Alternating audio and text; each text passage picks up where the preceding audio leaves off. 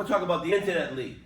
The first thing I do is thank them for the lead. The second thing I do is read the lead, research the lead, make sure I understand what the lead says, and then I go to my sales manager and I say, print me a worksheet so I can send it over to Mrs. Gray, and I send them over a worksheet with a video of myself and an opportunity. I ask for a call to action when you come and test drive the vehicle.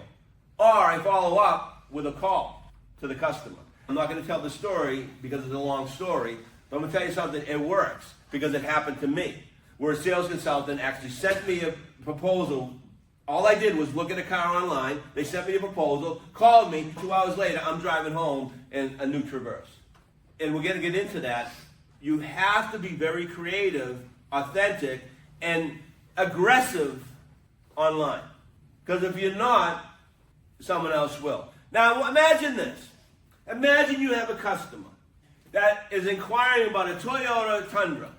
And do you think for one moment when they hit that button that you're the only one they sent the email to?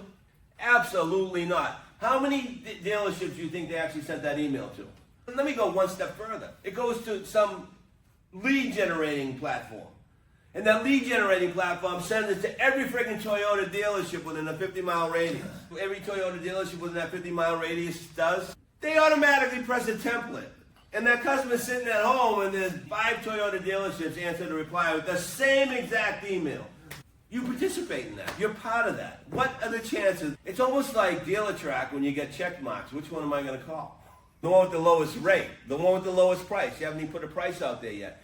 Now, think about the consequences of you throwing a completely different email out there with a proposal and an opportunity to have a conversation with that customer about the proposal you just sent over. After all, the pricings are clear and present on your internet. And that's what you're throwing out at them. The customer's not going to understand what they got. Take a picture of the car that's in stock. Take your cell phone, 4 or 5 pictures. Send it along with that email. Call the customer up. Mr. Jones, I got good news. This is selling 101. The bank didn't approve you at 19%, but I got good news. What's the interest rate? Don't worry about it. Come on inside. I'm signing the paperwork. You didn't get approved at 19%. But I got good news. What's the good news? You did get approved. What's the rate? Come on inside. We'll talk about it. Nothing wrong with telling people I got good news. And the reason I'm bringing that up is during your meet and greet, customer walks on the lot, meet and greet. It's all going to come together. Watch this. Hi, I'm here to see the Toyota Tundra that you have advertised, that used one, the one with 32,000 miles on it. We sold it, man. It's not here anymore. What's that customer going to do? It's going to get in his car and drive away. It's the same thing on the internet. Customers inquiring about that very same car. What do? It's not here, but we got other ones. When you come in and talk about it. That's not what you say. You send them an email and say, let me go see what's available. And then when you find out what's available, you get them a call. When's the best time to call them? When the customer comes on the lot and they ask about that Toyota Tundra with the 30,000 miles on it, you say, let's go inside and I'll see if it's still available. Because we have a number of lots it could be on. I'm not lying. Whether I know it's sold or not, I need to manage that part of the sale. I need to get more people in my showroom, more people sitting in front of me, more people communicating with me so I can sell more cars. Because every time I tell the customer the car's not available, guess what the customer's going to do? They're going to go somewhere else where it is available. Or they're going to look at something else. And you know what the sad part about it is? You didn't have that vehicle available to them. They end up driving a different car. So why don't you give them the opportunity to tell you what else they're interested in? Or give them alternatives to what they looked at. Because I know you have alternatives. The problem is you never find out what the alternative would be or what they would take if you don't get them inside the showroom. So you got to get them inside the showroom. Very simple. Come on inside. Let's go see if the vehicle's available. What's the customer going to say to you? You know what to say to the customer? Take a look around. I got 150 million cars over here. I don't know what's available. Come on inside. And besides, the lot looks awesome, Brett. So I asked Sly, I go, you can sell more cars? He loves it. He goes, yeah, we can sell more cars. It brings in more people. It's beautiful.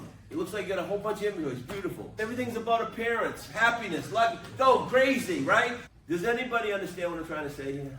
It's all about managing the sale all the time. My managers used to say to me, they probably say it to you now, look, we're spending 14 hours a day here. Did you come here to just hang around? Did you come here to make money? Did you come here to sell cars? How many cars are you going to sell this month? People used to ask me that question. I always just say, it depends on how many people I see. So I was talking to Sadie earlier today, and we asked her, what apprehensions do you have about getting into the car business? It was a loaded question. We told her to ask the question. But when we asked her that question, she said, I do have apprehensions, just like everybody else. How much money am I going to make? What are the hours I'm going to have to work? How many cars am I going to sell? And I looked right at her and I said, you determine your own destiny by developing a process. The best advice I can give you is learn as much as you can about your product. That's number one. Number two, develop a sales process that works and stick with it. And number three, don't worry about anything else. Just go out there and sell cars. That's it. Everything else will come. Because when you have knowledge, you have power. When you have knowledge, you have confidence. When you have that knowledge, you don't have to worry about the minutia. Now I can look at internet leads. If I formulate a word track, a canned word track, until it becomes non-canned, I don't have to worry about saying it anymore. It's like natural. Hi, welcome. My name's Gerry Gould, here for sales and service. F&I. Congratulations on purchasing a new car. That's a great choice. Mind if I join you? As an F&I manager, I have 3 responsibilities. Review paperwork, go over your repayment options, and answer your question you may have. Take about 15 to 40 minutes. Ready to go? You're going to be primary driver? It's just natural. It just comes natural. That canned talk just went away. And I don't have to worry about anything but when the customer says, wait a minute, I don't want any of that. And then I have rebuttals for that. That's what this is all about. There's nothing wrong with canned presentations. There's nothing wrong with a canned, how you doing? Welcome to my dealership. That's ridiculous. Hi, welcome to the dealership. My name's Gerry Gould. Let's get into it. Needs assessment. I got everything all set. Let's go show them a car. Space walk around. How many of you do a walk around? I talked about it earlier. Walk around's gone. Who does walk arounds anymore? But really good walk arounds. Pull the car right out of the lot. Walk them around. Get them in the passenger seat. Drive off the lot, right? Spaced. S-P-A-C-E-D. What does that mean? It means safety. It means performance. It means appearance. It means convenience. It means economy. And it means dependability. And I walk around that car. And what do I point out? I point out all the things that I learned in the customer's needs assessment. All their value drivers. As I'm walking around that car, all the value drivers, I put emphasis on those value drivers.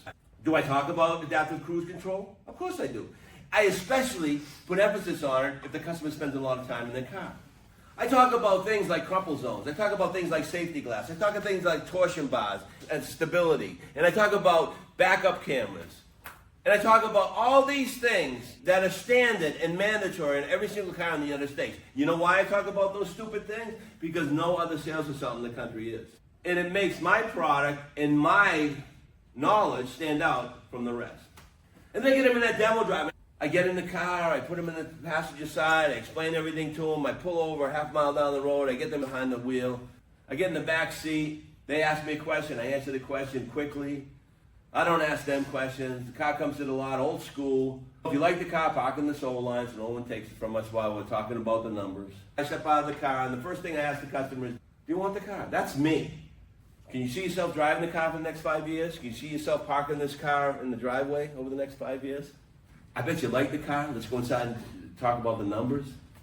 And I get them inside, and I haven't even talked about trade yet. But I did talk about the trade walk, right? Now it's trade time. Because I know if I talk about the trade before I get to the numbers part, what's going to happen? It's going to unravel. Yeah. Certainly, there's going to be customers that walk onto the lot that want to know about their trade. Remember we talked about attentiveness? So be alert to what the customer drove in. They drove in a car that just come out of the car wash. They drove in a car that's just been reconditioned. They drove a car that looks like a diamond in the rough. What does that tell you about the trade-in? They're going to want what? The first question they ask you when you walk up to them, meet and greet them, hi, my name's Gerry Gould, welcome to my dealership. Here for sales or service. I'm here to get my car appraised, man. What's my car worth? You know there's a problem. They owe a lot of money on their car. But that's us. But is that going to deter which direction we go? Don't worry about your trade. I want a price. I want the best price. Anybody ever said that to you? I want the best price. What do you tell them? Everybody does. Do you deflect it like Captain America? No. I would just say, they're saying that because they want to, in a roundabout way, they're not being literal. They want to know, can I get a deal here? And what you say is, listen, we're a high volume dealer. We don't miss people over price. If you're reasonable and I'm reasonable, we'll get together. Let's go look at cars. I like that. Price is the easiest part of my job. Hardest part is finding the right car for you. Don't deflect it. Answer it. Hey, what's the price of that car? It's right there on the window. But don't worry about it. I think it's less than the internet. We talked about the window sticker. Brian has some issues about the window sticker in Hyundai and the options that they throw on there. We can discuss that later. But I think after you walk around going through the window sticker, determining what the car has for options and equipment and everything, look at the customer when you get to the warranty, is that enough? 3 years, 36, 5 years, 60, is that enough? You got a buyer's guide on the side of that window on a used car. This is for F&I managers. Did you know on the buyer's guide there's this thing there that says service contract? Did you ever tell a customer that the buyer's guide used to call them Monroney stickers because the Monroney guy was the legislative that brought them into force? That window sticker is regulated by the government. It's mandatory by the United States of America. Did you know that? Do you tell people that? Yes. Why?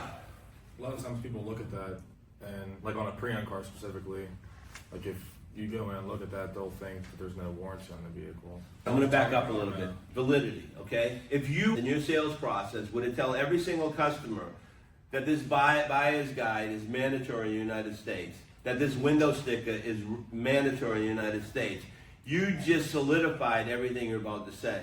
And these are the options, standard equipment. The standard equipment includes, and you can go down the list, you can say, this is the standard equipment, just point to it. And one of the things that isn't on the window sticker is what we give you standard. And that would be the Washington Auto Mall difference at no charge. Now that becomes part of the deal, right then and there on the window sticker, all right?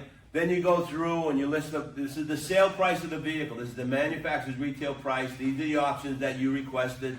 I showed you, and this brings the price to this, plus destination charge, that's the full price of the vehicle. Can't you do better? Don't worry about the price, that's the easiest part. This is the car you want. This is the car that has all the equipment you want, right? Easiest part of the business. Let's take it for a drive. When we get back, we'll discuss the price. Fair enough? Let's go. Rock and roll.